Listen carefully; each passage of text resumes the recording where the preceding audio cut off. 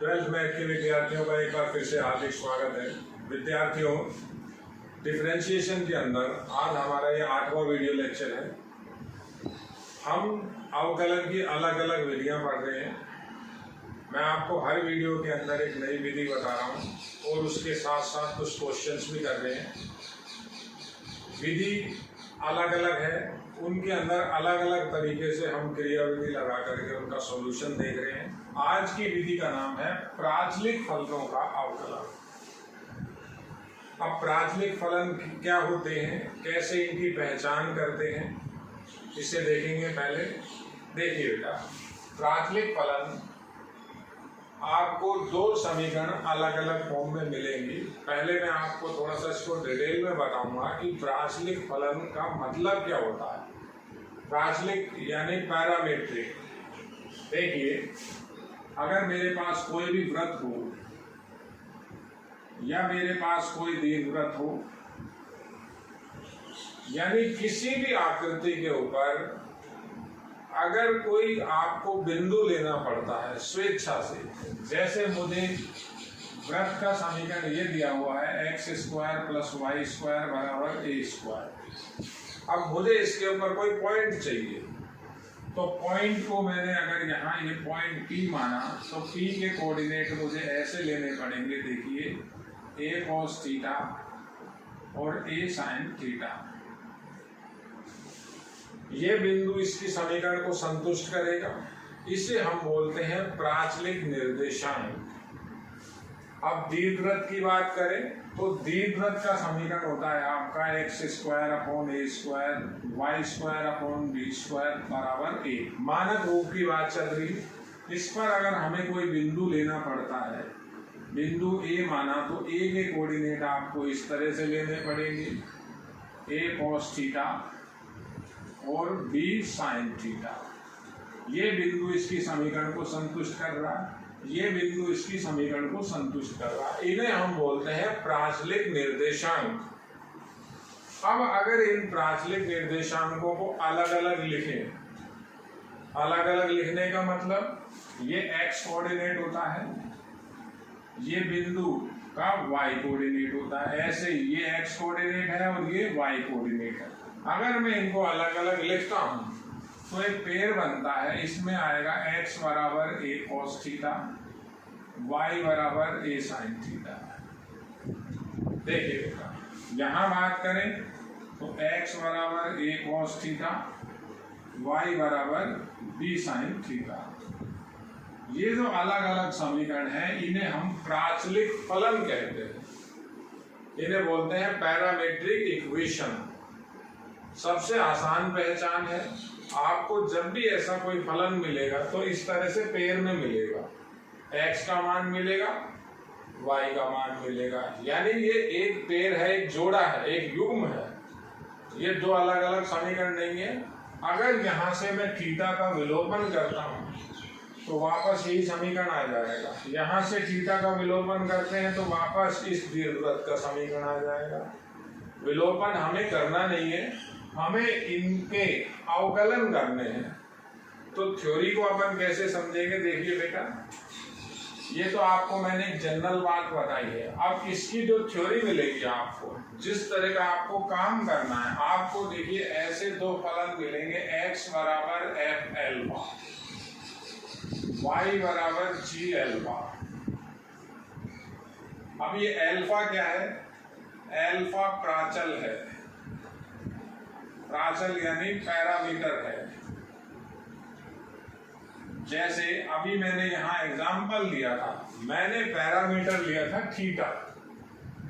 मैं यहाँ थीटा की जगह कोई दूसरा पैरामीटर भी काम में ले सकता हूँ। जैसे मैंने थीटा की जगह यहाँ पर k ले लिया, तो मैं इसका समीकरण लिखूंगा a cos k और a sin k। तो ये जो दो समीकरण लिखे हुए हैं, ये इस तरह से लिखे हुए हैं, x = fk और y = दूसरा फलन gk। पैरामीटर क्या है यहाँ? k। देखिए, पैरामीटर का विलोपन करेंगे हम तो हमारे पास वापस उस वक्र का समीकरण आ जाएगा जिस पर वो बिंदु स्थित है। हमें ऐसा नहीं करना। हमें क्या करना है मैं आपको यहाँ बता रहा हूँ। देखिए, थ्योरी की बात है, आपको इस तरह से क्वेश्चन मिलेगा। अब प्राचल की बात करें तो प्राचल कुछ भी हो सकता है। जैसे एल्फा लिखा हुआ है अभी प्राचल, आप एल्फा की जगह कोई सा भी प्राचल यूज कीजिए। एल्फा की जगह मेरे पास यहाँ पर थीटा भी मिल सकता है, तो प्राचल आपका थीटा हो जाएगा। दोनों के अंदर आपको यहाँ टी भी मिल सकता है, तो प्राचल आपका टी हो गया। यहाँ आपको ऐसा लिखना है, यहाँ टी जो है वो आपका पैरामीटर है। अब करना क्या होता है, सबसे पहले हमें प्राचल ही देखना है कि इस क्वेश्चन में प्राचल क्या दिया हुआ है। अगला स्टेप क्या होगा, x बराबर एफ टी और y बराबर जी टी, ये दो आपके समीकरण हो जाएंगे सॉल्यूशन के अंदर। नंबर 1 और नंबर 2 हम बता देंगे t प्राचल है। अब क्या करेंगे, x का t के सापेक्ष अवकलन, जो प्राचल है उसके रेस्पेक्ट में अवकलन करना है। तो x का t के रेस्पेक्ट में अवकलन करना है। देखिए, अब तक हम करते आ रहे हैं y का x के सापेक्ष अवकलन, तो उसे हम लिख रहे हैं dy/dx। तो x का t के रेस्पेक्ट में अवकलन करेंगे, क्या आएगा बेटा, dx/dt। इस समीकरण का यहाँ क्या हो जाएगा, f'। देखिए, ये अवकलन हो गया। इसी तरह से क्या करेंगे, y का भी t के सापेक्ष अवकलन करेंगे। y का t के सापेक्ष अवकलन, y का t के सापेक्ष अवकलन, तो हमें क्या मिलेगा, इस दूसरी समीकरण से dy/dt की वैल्यू आएगी। y का t के सापेक्ष कर रहे हो तो g फंक्शन का अवकलन का संकेत है g डैश और t के सापेक्ष कर रहे हो तो t का दोबारा अगर करेंगे तो dt/dt ही लिखेंगे, तो ये तो एक हो जाता है, इसलिए इसे लिखते ही नहीं है। ये दो आपके अवकलन बन गए। अब हमसे dy/dx ही पूछेगा वो, तो dy/dx किस तरह से निकलेगा, देखिए। अब नेक्स्ट आपको क्या करना होगा, ये जो दो समीकरण है आपकी अवकलन के बाद आई, आपने दो समीकरणें बनाई, अवकलन के बाद आपकी दो समीकरणें बनी, नंबर 3 बना, नंबर 4 बना। अब आप लिखोगे फॉर्मूला dy/dx, तो dy/dx कैसे लिखोगे, dy/dt में dx/अगर dt का भाग देता हूं तो dt से dt यहाँ कैंसिल हो जाता है, लिमिट के थ्रू कैंसिल होगा। आप मानिए dt से dt कैंसिल हो गया, dy/dx है। तो समीकरण 3 की वैल्यू और समीकरण 4 की वैल्यू वहां रखेंगे, तो ये तो dy/dt की वैल्यू g' हुई, g' और ये हो गया f'। ये इसका आपका सॉल्यूशन हो जाएगा, ये इसका आंसर हो जाएगा। बहुत सिंपल थ्योरी है इसकी। मैं इसी के ऊपर आपको एक छोटा क्वेश्चन कराता हूँ, फिर बोर्ड के लेवल से अपन इसके क्वेश्चन देखेंगे एक एक करके। देखिए बेटा, क्वेश्चन बहुत इंपॉर्टेंट है, सभी क्वेश्चन को आप अच्छे से देखिए। क्वेश्चन अगला है हमारा, यदि x बराबर a cos theta minus b sine theta, y बराबर a sine theta plus b cos theta, तो dy/dx ज्ञात कीजिए। देखिए, आपको ये दो समीकरण मिलेंगे, x का अलग मान, y का अलग मान, इसे हम बोलते हैं पेयर। ये होता है प्राचलिक फलन, पैरामीट्रिक इक्वेशन। अब किस तरह से आपको इसका सॉल्यूशन करना है, क्या आपको वहां करना है, देखिए। सॉल्यूशन के अंदर हम लिखेंगे x बराबर a cos theta minus b sine theta. Side में आप ऐसा लिखिए x बराबर जो है वो f। अब पैरामीटर देखना है आपको, प्राचल देखना है, तो प्राचल यहाँ क्या है, थीटा है। x बराबर f थीटा की फॉर्म दी हुई है, y बराबर a sine theta plus b cos theta है, तो y बराबर g थीटा की फॉर्म दी गई है। ये फॉर्म आप साइड में बताएंगे तो ज्यादा अच्छा रहेगा। अब लिखेंगे हम यहां थीटा जो है प्राचल है, पैरामीटर है, यानी समीकरण एक, यानी इस x का जो अवकलन होगा थीटा के सापेक्ष होगा, थीटा के रेस्पेक्ट में होगा। तो क्या लिखेंगे, x का थीटा के सापेक्ष, x का थीटा के सापेक्ष अवकलन करने पर देखिए कैसे अवकलन होगा। इस x का थीटा के सापेक्ष dx अपॉन डी थीटा बराबर, अब अवकलन आप थीटा के रेस्पेक्ट में कर रहे हो तो सिंपल है, a तो कांस्टेंट है, cos थीटा का माइनस साइन थीटा हो गया, थीटा का दोबारा थीटा के सापेक्ष 1 होगा। जैसे हम cos x का करते हैं तो माइनस साइन x का भी दोबारा होता है, x के रेस्पेक्ट में करें तो dx अपॉन dx 1 हो जाता है, यहाँ भी 1 हो जाएगा, थीटा के सापेक्ष चल रहा है। Minus b as it is sine theta का हो गया cos थीटा, नंबर 1 आ गया। देखिए अब अगेन लिखेंगे y का थीटा के सापेक्ष अवकलन,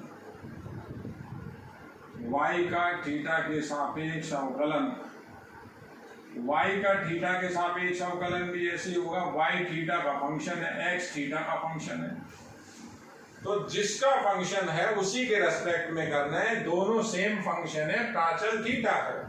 तो इस दूसरी समीकरण y का हो जाएगा dy upon d theta, y का कर रहे हैं थीटा के सापेक्ष, a as it is sine theta का cos थीटा, माइनस b लगा दिया, cos थीटा का हो गया माइनस साइन थीटा, ये नंबर 2 आ गया। अब सिंपल आपको इस तरह से एक फॉर्मूला लिखना है। फॉर्मूला क्या बनेगा, हमें क्या निकालना है, dy अपॉन dx। तो अब हम लिखेंगे dy upon dx, dy upon dx का फॉर्मूला हम बताएंगे, dy अपॉन dx हो जाएगा dy upon d theta divided by dx upon d theta. तो dy अपॉन dx की वैल्यू आ जाएगी, केवल ये समीकरणों से मान रखने हैं, ये dy अपॉन डी थीटा ये रहा, मान रखें तो आता है a cos theta minus b sine theta upon, ये मान रखें माइनस a साइन थीटा और minus b cos theta, minus यहां से निकाल के ऊपर ले जा रहे हैं, यहां भी आंसर छोड़ सकते हैं, ऐसा लिख रहा हूं b sine theta minus a cos theta, नीचे से माइनस ही गायब हो जाएगा, a sine theta plus b cos theta. ये इस सवाल का आंसर है। देखिए बहुत इजी है, इसमें जो अच्छे क्वेश्चन है अब हम उनकी बात करेंगे, ये सिंपल क्वेश्चन है। देखिए अगला क्वेश्चन मैं लिख रहा हूं, समझते हुए चलिए, इंपॉर्टेंट क्वेश्चन है। यदि x बराबर a cos t plus log tan t/2, ये x की वैल्यू दी हुई है, y बराबर दे रखा है a sin t हो, तो सिद्ध कीजिए dy अपॉन dx बराबर tan t। आपसे ये सिद्ध करवा रहा है। देखिए ये अच्छे क्वेश्चंस के अंदर है। अब हमें क्या समझना है, सबसे पहले समझना है प्राचलिक फलन है कि नहीं है। x और y में दो समीकरण है, x t का फलन है, y भी t का फलन है। तो x और y दोनों t के फलन हुए, प्राचल t हुआ, x का t के सापेक्ष अवकलन होगा और y का भी t के सापेक्ष अवकलन होगा। तो सॉल्यूशन के अंदर किस तरह से लिखेंगे, हल x बराबर a cos t plus log tan t/2। अब यहाँ आप लिखिए साइड में, ज्यादा अच्छा है। x किसका फंक्शन आया था, x f t का फलन है। f की जगह तो कुछ भी लिख सकते हैं आप, ऐसा कोई जरूरी नहीं है। x की जगह हमने जैसे ले लिया t का फलन नहीं, x t का फलन है, t के ऊपर डिपेंड है। और मैं दूसरा लिखूं, देखिए y बराबर है हमारे पास a sin t। तो जो y है, अब gt लिखा था तो t का फलन है। अब फलन का नाम आप कुछ भी रखिए, जैसे मैंने अब यहाँ h लिख दिया। देखिए ये आप लिखेंगे ज्यादा अच्छा रहेगा। देखिए बेटा, चाहे तो इनको समीकरण 1 और 2 आप लिख सकते हैं। हमारे पास ये दो समीकरणें बन गई, समीकरण नंबर 1 और समीकरण नंबर 2। तो किस तरह से अब लिख रहे हैं, ये नंबर 1 आया, ये नंबर 2 है, दिया हुआ है, आपको सिंपल दे रहा। अब आपको बताना है यहाँ t जो है वो प्राचल है। तो t प्राचल है, प्राचल के सापेक्ष अवकलन होता है। तो पहले क्या लिखें, समीकरण 1 का x के सापेक्ष अवकलन, ऐसा भी लिख सकते हो, differential with respect to t of equation 1। Differential with respect to किसके रेस्पेक्ट में करना है, t के रेस्पेक्ट। तो x का t के रेस्पेक्ट में अवकलन होगा dx अपॉन dt। समझना बेटा, थोड़ा सा समझने का हो। अब आगे चले, a अचर, तो अचर तो ये a रहा, cos t का अवकलन करना है, किसके सापेक्ष, t के सापेक्ष। तो क्या हो गया, माइनस साइन t। अब t का नहीं होगा यहाँ, अगर x के सापेक्ष करता तो dt अपॉन dx आता, तो cos t का तो माइनस साइन t हो गया। अब इसे देखिए आप, अगली टर्म को, जो इंपॉर्टेंट है, इंपॉर्टेंट ये टर्म में फलन के अंदर फलन है, log के अंदर tan है, और tan में भी जो एंगल है वो हाफ एंगल है। तो एक फलन के अंदर एक और फलन है, उसके अंदर एक और फलन है। मैंने आपको जब श्रृंखला नियम बताया था, तो श्रृंखला नियम में मैंने आपसे बात कही थी कि कई बार हम चेन रूल के जो क्वेश्चन होते हैं उनको डायरेक्ट भी करते हैं। अब यहाँ मैं चेन नहीं बना सकता, मेरा क्वेश्चन तो कुछ और चल रहा है, तो मुझे यहाँ सीधा ही अवकलन करना है। इसीलिए गणित में कहा जाता है कि अगर कोई चैप्टर है, किसी भी चैप्टर को आप अगर पढ़ रहे हैं, तो उसके आपको सारे वीडियो या सारे टॉपिक या सारे लेक्चर क्रम से ही देखने पड़ेंगे। अगर कहीं आपको दिक्कत आएगी, किसी एक लेक्चर में कोई प्रॉब्लम है बच्चे की, तो प्रॉब्लम कहीं ना कहीं आगे फिर आएगी।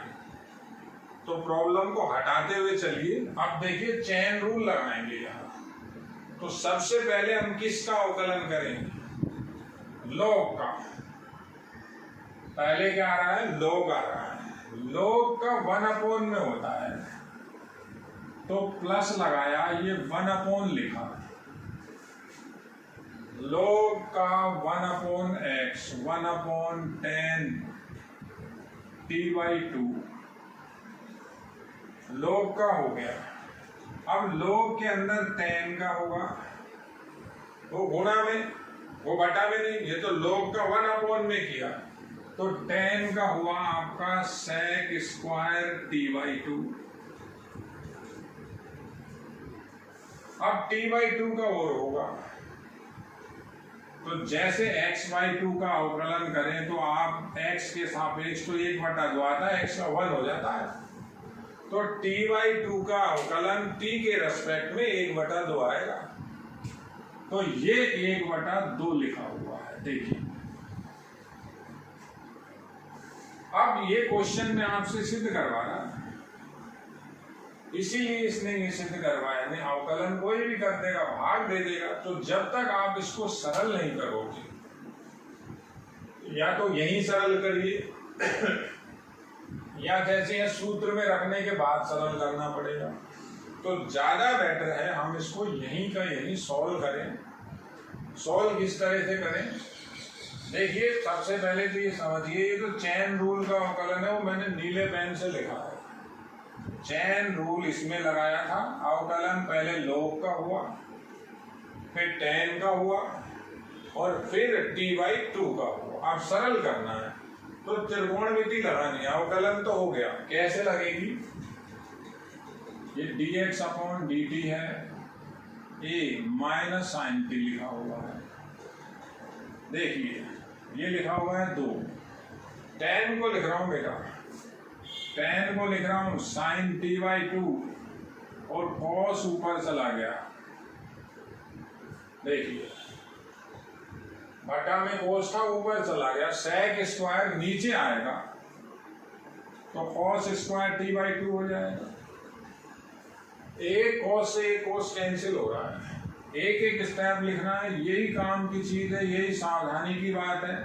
a minus sine t plus 1/2, एक cos कैंसिल हो गया, 2 sin t/2 cos t/2। अब ये t/2 का एंगल भी खत्म हो रहा है, डबल एंगल में जा रहा है। ये फॉर्मूला लग रहा है पूरा। फॉर्मूला क्या है? 2 sin a cos a होता है sin 2a, तो ये sin t बन जाएगा। sin t बना दो उसको, sin t बनेगा, तो अब आया dx/dt a minus sine t plus 1/, ये साइन t आया। देखिए, एलसीएम ले, dx/dt आया a, ये वहां गया minus sine square t plus 1/साइन t बराबर, यही लिख रहा हूं, a, ये cos स्क्वायर t हो गया 1 प्लस, ये लिख रहा है 1 माइनस साइन स्क्वायर t, आगे पीछे लिख रहा, तो ये हो गया आपका cos स्क्वायर t, और ये नीचे चल रहा है साइन t। ये नंबर 2 डाल दिया, ये सरल हो गया, अधिकतम सरल कर लिया, जितना ज्यादा से ज्यादा सरल हो सकता था। ये क्या किया था? समीकरण इसका, पहली समीकरण का हमने t के सापेक्ष अवकलन किया। ऐसे ही समीकरण 2 का t के सापेक्ष अवकलन करते हैं, differential with respect to t of equation 2। 2 का करें, तो 2 का तो बहुत सिंपल है, क्या हो जाएगा? dy/dt,